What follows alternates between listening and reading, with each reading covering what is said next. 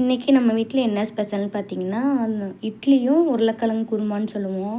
மாவாட்டி வச்சாலே சரி, இந்த குருமா தான் எங்களுக்கு சூப்பராக கை கொடுக்கும். கண்டிப்பாக சொல்கிறேன், நம்ம ஊரில் இருக்கிறவங்க எல்லாத்துக்குமே தெரியும், இட்லினாவே டக்குன்னு இந்த குருமா தான் வைப்பாங்க.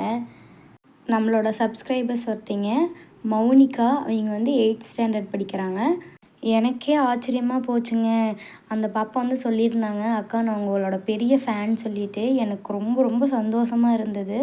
பரவாயில்லங்க, என்னையும் நம்பி நிறைய பேர் வீடியோஸ் பார்க்குறாங்க, லைக் பண்ணுறாங்க, கமெண்ட் பண்ணுறாங்க.